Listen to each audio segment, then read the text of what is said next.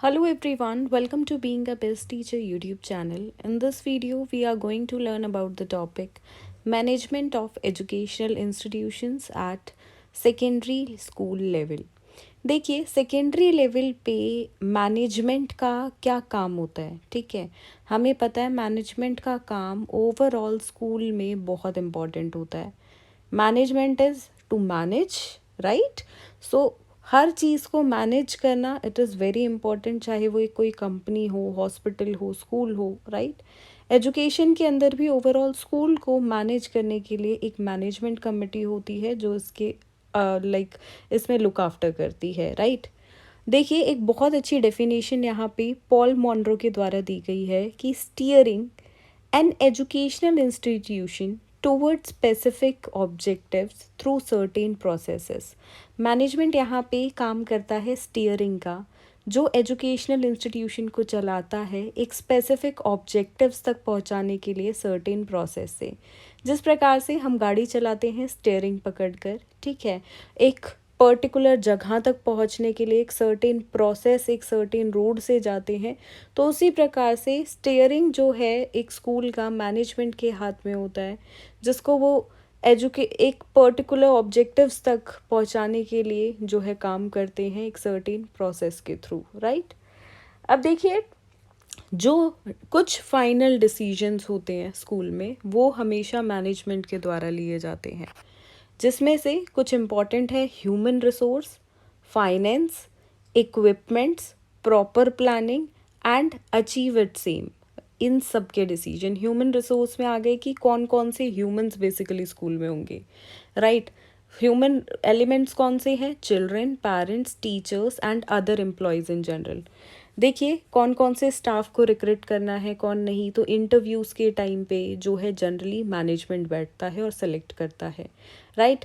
Parents को देखना कि जो है वो बच्चे का ठीक से बच्चे का पालन पोषण हो रहा है, नहीं बच्चा कोई तकलीफ़ तो नहीं है बच्चे को पेरेंट्स की साइड से, राइट। क्या पेरेंट्स बच्चे को कैजुअली तो नहीं ले रहे हैं, बिगाड़ तो नहीं रहे हैं, प्रॉपरली होमवर्क करवा रहे हैं नहीं करवा रहे हैं, fees payment, all the things, right.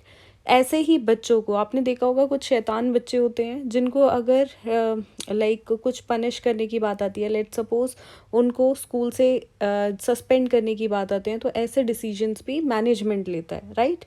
सो अब आप समझ पा रहे होंगे ह्यूमन रिसोर्स में बेसिकली एजुकेशनल मैनेजमेंट का क्या यहाँ पे योगदान होता है।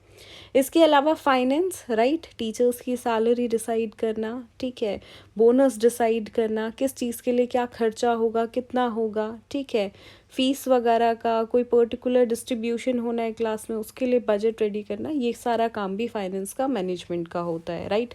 करता कोई और है बट मेन वर्क यहाँ का होता है।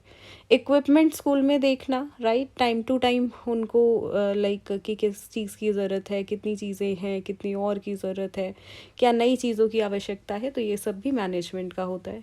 प्रॉपर प्लानिंग करी जाए स्कूल में, औरों की मदद से की जाएगी बट फाइनल डिसीजन मैनेजमेंट का होता है।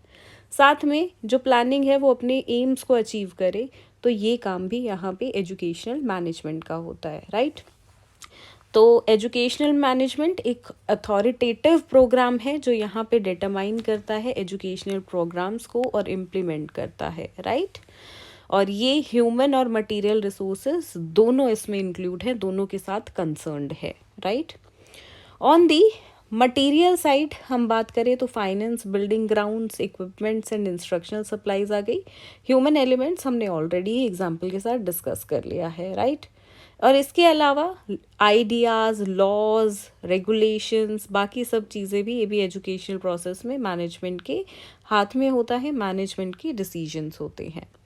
The blending of these parts in a whole is educational management, right. अब इसकी इम्पॉर्टेंस क्या है और नीड क्या है, right.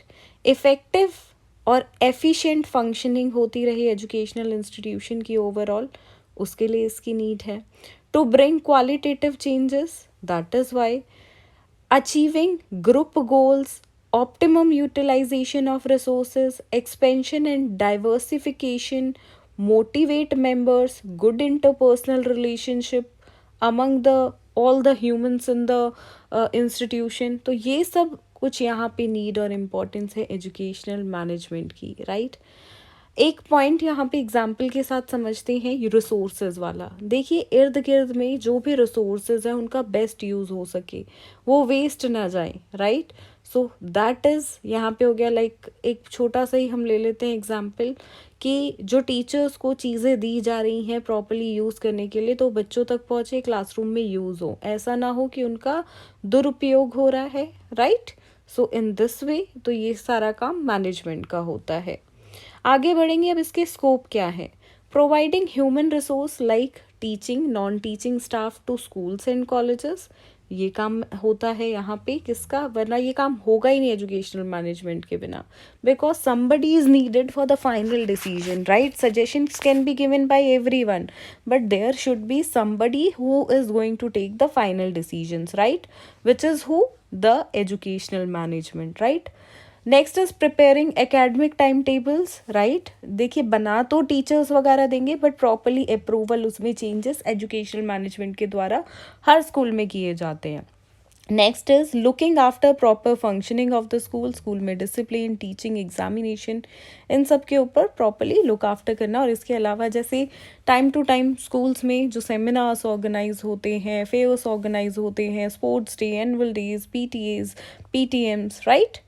Next is maintaining records properly, which will be done by the teachers, but they are going to supervise the teachers whether the work has been done properly or not, right? Then next is encouraging educational researches and publication time to time, right? Then providing material resources, right? Okay, next is function कैसे करते हैं ये देखिए सबसे पहले यहाँ पे planning होती है, राइट। औरों के सजेशन से साथ में मिलके by the teaching non teaching staff along with the management team, and then वहाँ पे प्लानिंग में क्या एक्शंस लेने हैं, कैसे लेने हैं, क्या करना है, ये सब डिसाइड होता है। देन ऑर्गेनाइजिंग, देखिए it is always like planning के बाद का प्रोसेस, ठीक है। Grouping the people and activities so that कैसे ऑर्गेनाइज उसको करना है वो चीज़ यहाँ पे हो सके।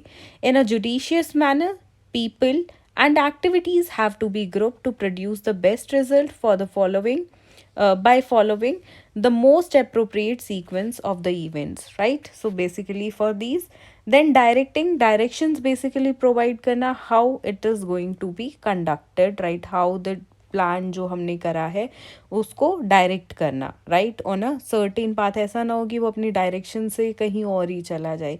तो प्रॉपर डायरेक्शन जो है देना किसको, हेड मास्टर को, टीचर्स को, स्टूडेंट्स को, पेरेंट्स को, and so on. Next is motivating. Yes, motivation is very important for any human being. So that is given by whom? The school management basically to the teachers, students, headmaster, headmistress, principal, etc. Right?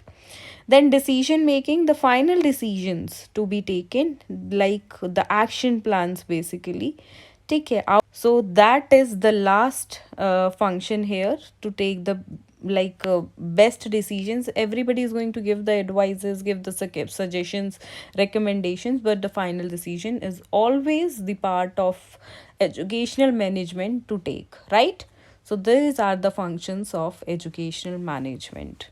I hope you have enjoyed the topic and you have learned the topic very well, that what educational management is meant for. If you have any doubt related to the topic, just let me know in the comment section. Thank you.